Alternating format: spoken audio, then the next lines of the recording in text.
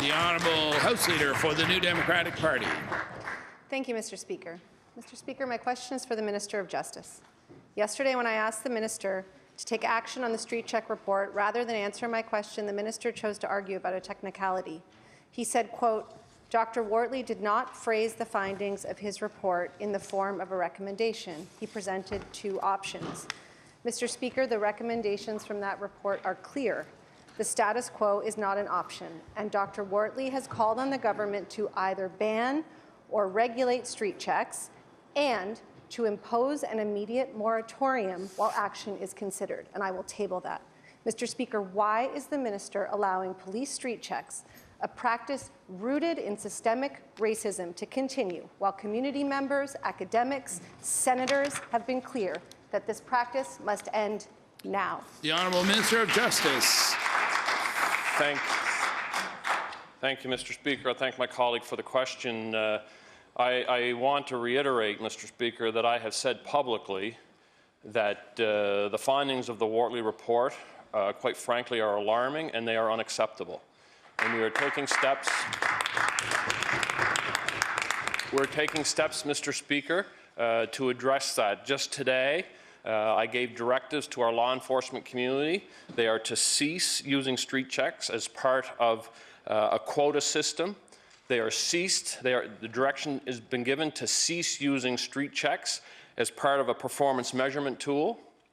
There's a need, Mr. Speaker, quite frankly, for training around the law enforcement community specific to the Charter of Rights, their authorities, the missions, visions, and values and code of ethics of law enforcement agencies, Mr. Speaker.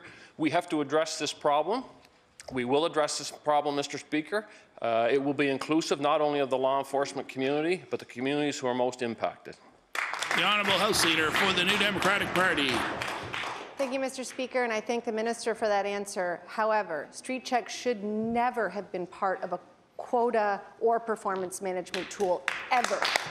So ceasing those is the very tip of the iceberg.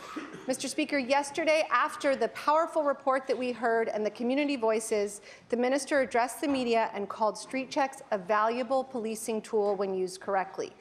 However, Dr. Wortley was clear that there is very little evidence at all that street checks impact local crime rates in any way. Street checks are not an effective policing practice and have done and continue to do significant harm to the Black community. This practice must be suspended while a permanent solution is determined. Mr. Speaker, will the minister acknowledge that in spite of having clear evidence laid out for him, he is permitting a racist and discriminatory practice to continue in Nova Scotia? The Honourable Minister of Justice.